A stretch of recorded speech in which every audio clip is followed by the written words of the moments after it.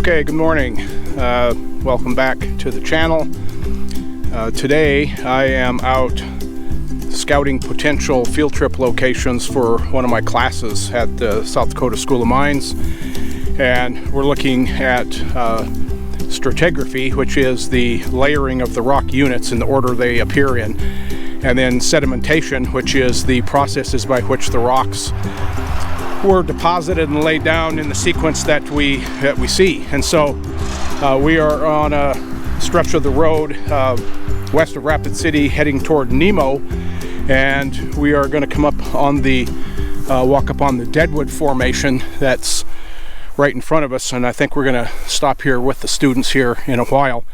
I'll probably film some of those student field trips as well. So if you're interested to see kind of what we do when I bring students out to these stops, you have to check that out as well. So I'm starting to walk up the slope here. I'm turning the camera around. We can take a look at the Deadwood.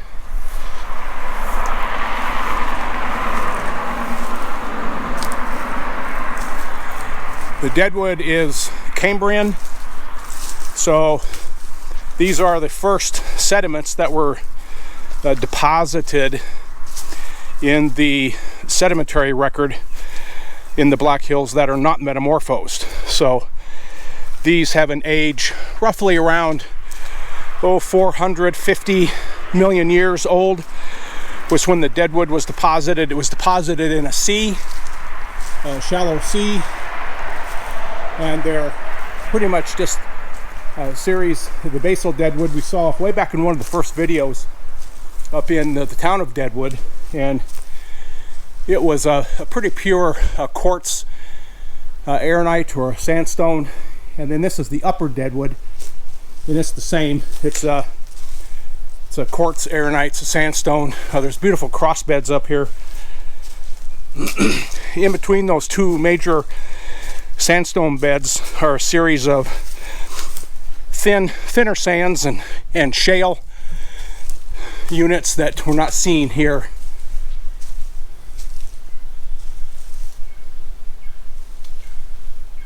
Beautiful outcrop though.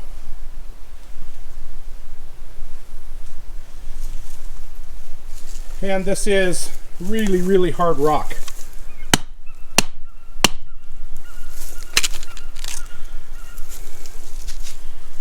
So beautiful grains, really highly rounded grains. A lot of this up here has been slightly cemented with silica cement, so it would be a kind of a quartzite type rock, but non-metamorphic, so we'd call that an ortho quartzite. So if the camera is picking this up, you can see bedding going through here. Here's another set right up here, and then there's some 4 sets in here, so we can see cross bedding. This is pretty much trough cross bedding, so the bounding planes between the bed sets are relatively horizontal to each other. You can see more cross bedding up there.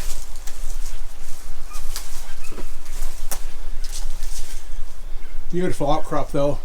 This is roughly 15 to 20 feet high. Down at that end is 20 feet. So solid, durable sandstone, really nice looking material.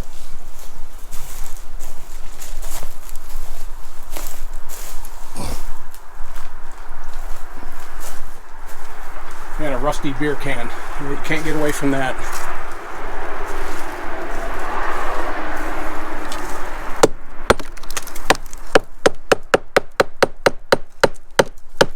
So you hear that kind of hollow sound.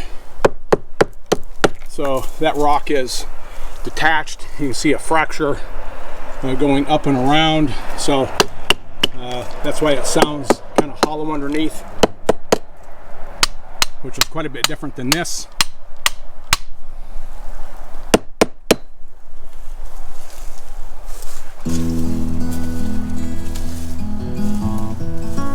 There's Mrs. Rocks. She's out with me today.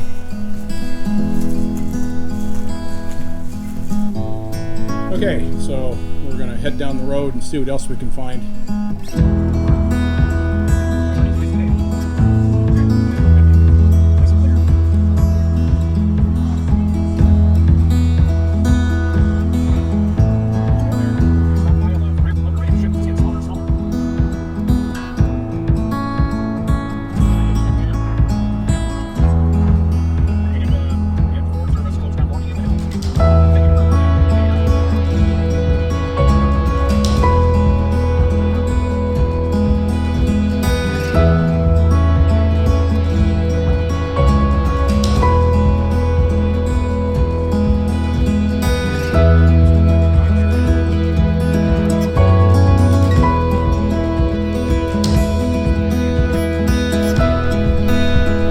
Okay, we're pretty close to the little town of Hill City, and this outcrop behind me is Precambrian in age, so it's metamorphosed rock, it's metamorphic, and it is originally a system of deposits that were deposited in the deep sea, and it is a series of sandstones. You can see there's a sandstone going through there.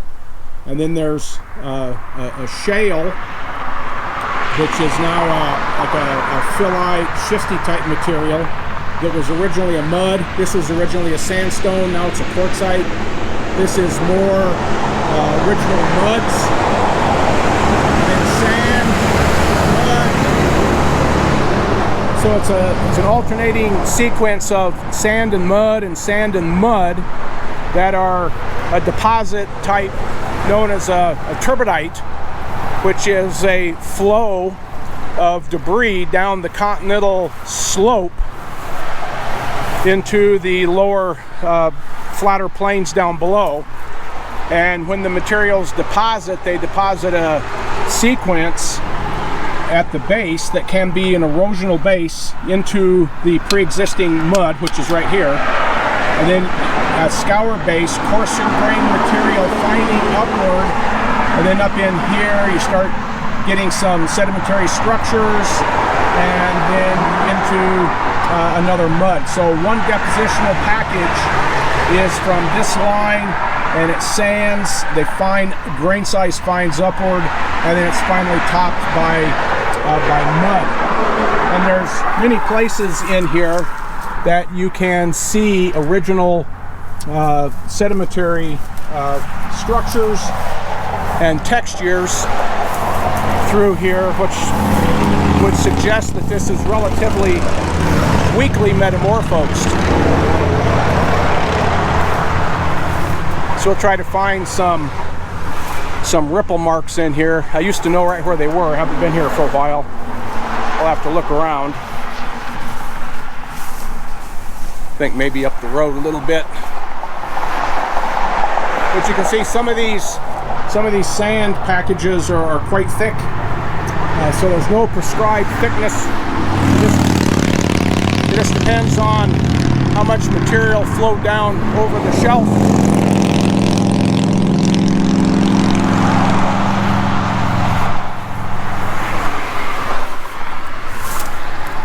Now let's see what's in here.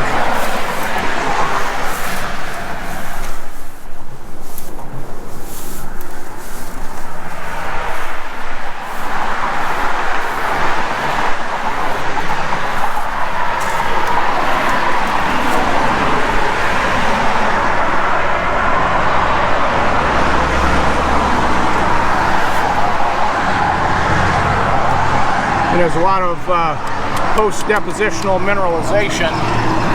In fact, there's some mica in there. Large mica.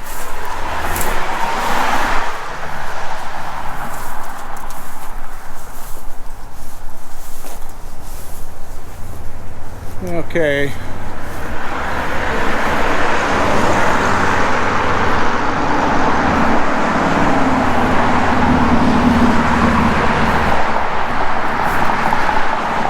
Kind of hard to talk here with all the cars going by.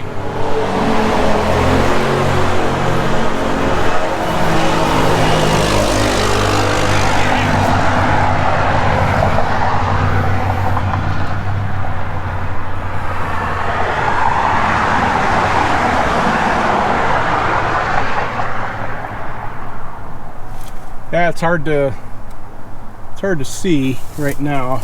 I'm not seeing what I was looking for originally. I'll shut you off for a minute.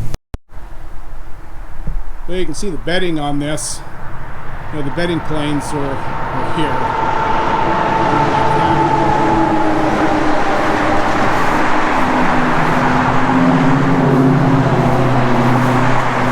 So multiple packages of what was originally sand, and then silty, muddy material, then more sand topped by mud. So as these things reach the bottom of the seafloor and the energy bled out of the system, the sand would deposit first, so it forms the base of every one of these packages. And then in the more quiet water, the muds would settle out and cap the sand. Then that whole sequence now is metamorphosed, so you get a sandstone and a quartzite and a phyllite. So sand here, phyllite up here, and then another sand, then phyllite, and multiple packages through here. I haven't been successful in finding original ripple marks in the sands. I know they're here. I've seen them many times, but I am not seeing anything here right now.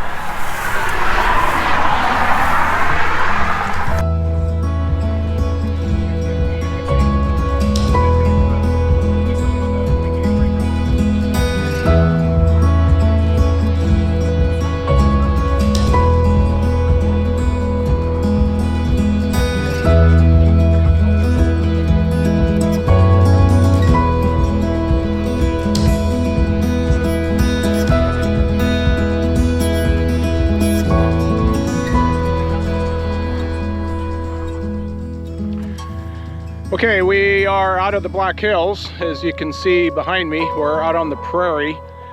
We came out of the hills into the little town of Hermosa, which is about 15 miles south of Rapid City, and we're headed out to a little town on the Cheyenne River called Red Shirt. And so this is quite a bit different country than the hills. So we're gonna film a little of it. There's looking back to the west. If you can see the profile of the hills on the horizon. So again, this is the first clear day we've had, well, the first few clear days. It's a little cloudy out there, a little kind of murky, but it's not too bad from what it has been. Okay, so we're gonna get back in the truck and continue to head east along the stream over there with all those trees is Battle Creek. And then we'll be coming down to the Cheyenne River probably in about 15 minutes.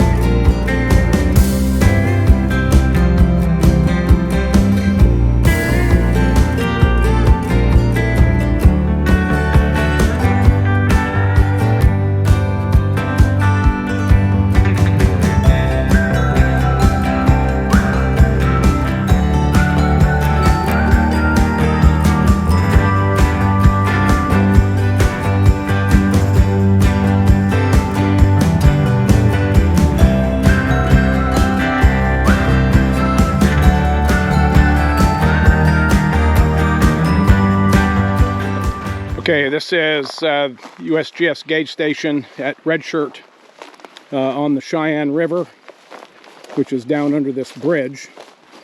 Let's see if we can sneak over here real quick and maybe go down.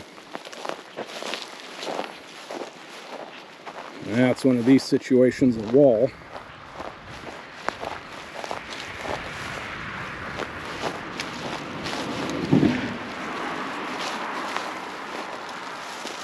I can get over the fence, I believe.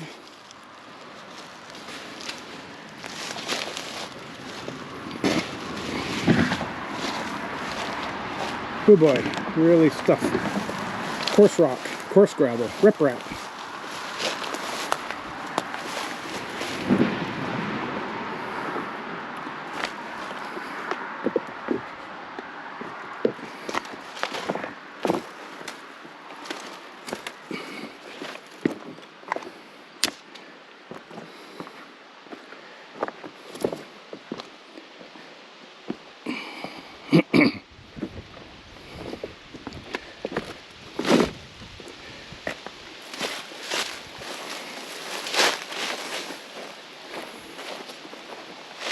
Okay, so the bridge, big bridge, 1, 2, 3, 4, 5 big pylons in here,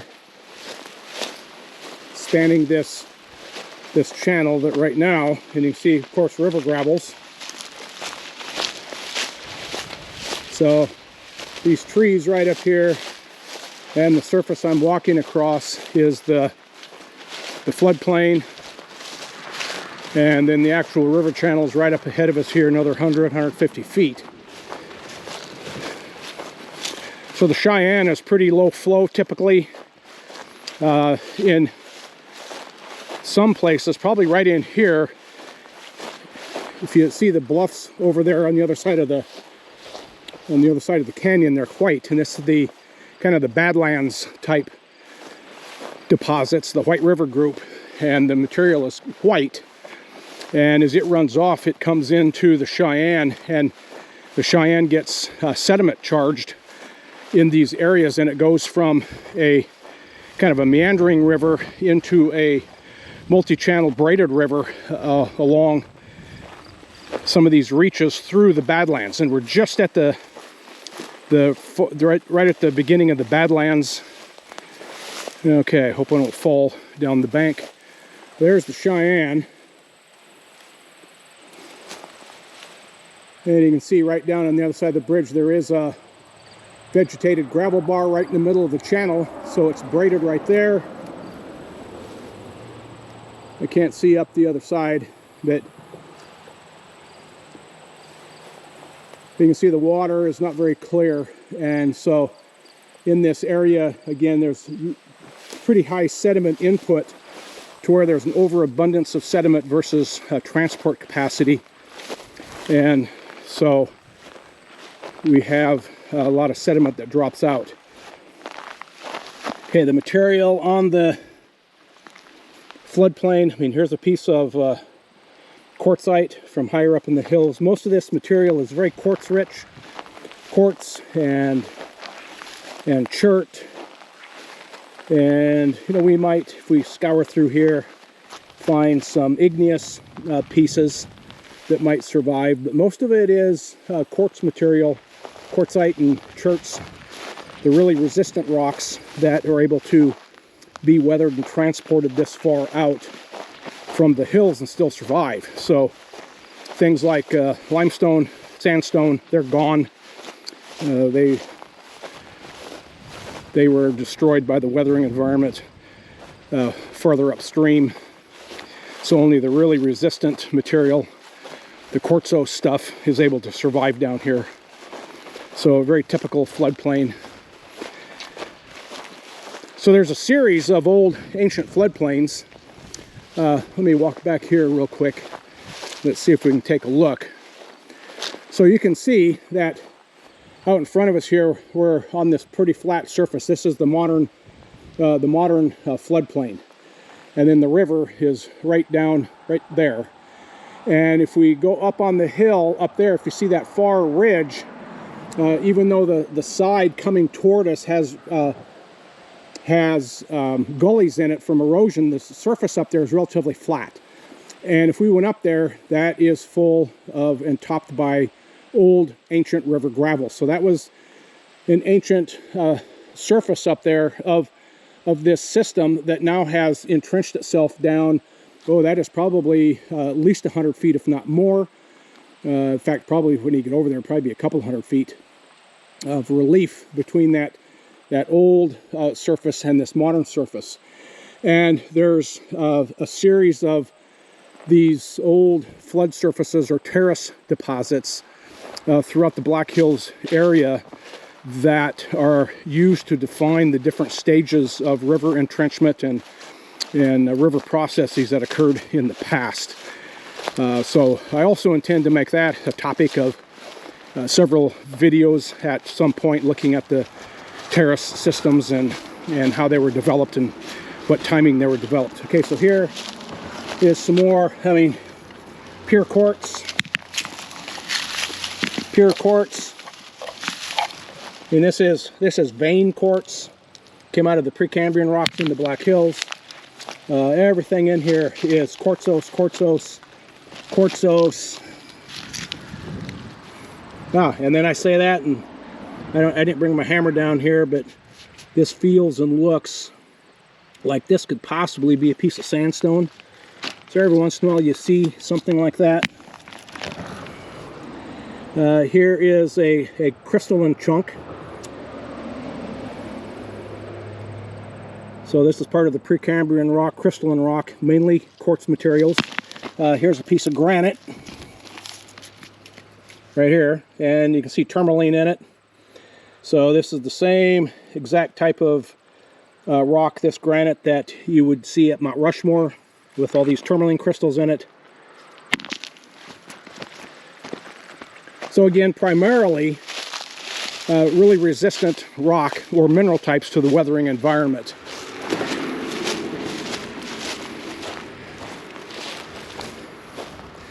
Okay, I'm going to turn this off as I climb back up. Okay, made it back to the top. Let's take a look at this gauging station. Stream gauging station, U.S. Geological Survey. That's all it says. And pretty old. Again, it's got a satellite antenna up there and a solar pack. So these are automated stations, collects data and then broadcasts it to a satellite, and then it's downloaded at USGS headquarters in Reston, Virginia. It's run through their software system, and in about 15 minutes from when the data were collected out here on the stream, it's available online to anybody in the world. So a really remarkable system, great information. There you can see the Badlands type material up there.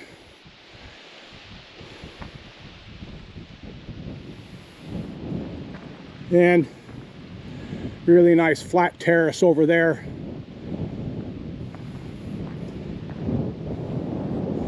And this is right on the border of the,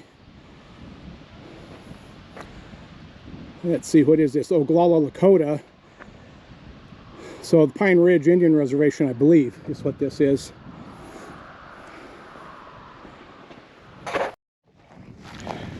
Okay, so down on the, right on the river, we saw the terrace deposits that were right on the floodplain next to the river. And so this whole series of materials out here were deposited by old river systems. And so right now I'm up on essentially the first level terrace just to the west of the Cheyenne River, and we are seeing some old river deposits here.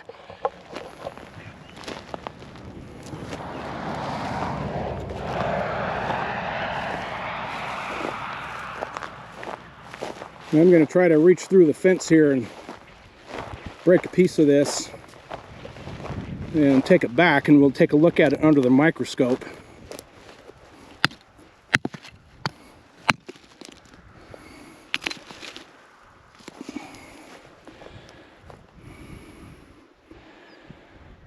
Okay, I already see some things in there that we haven't really looked at before in any sample. Okay, so good. We'll take a piece of that back.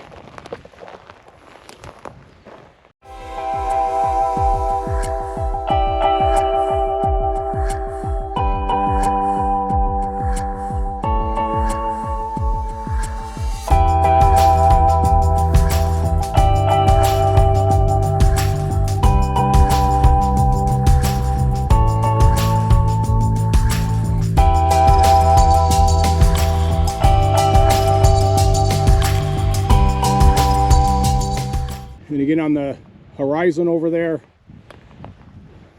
that flat butte, that's another terrace. Probably the same elevation as the one in the far background over there that has some trees on the slope. And then again, turning more west and looking directly at Harney Peak.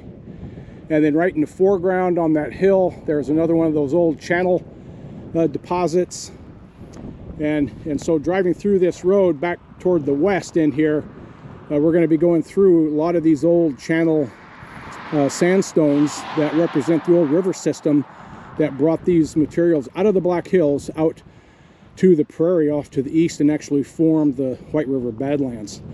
So again, Black Hills over here, highest peak 7,242 feet, and we are here probably well, I'm guessing, but 2,600 feet, something like that. So we're getting close to 5,000 feet of relief between the peak of the Black Hills and where we are now. So that was the gradient kind of that things were operating on, except back when the majority of these materials were being brought out this way, the land surface was much higher than it is now.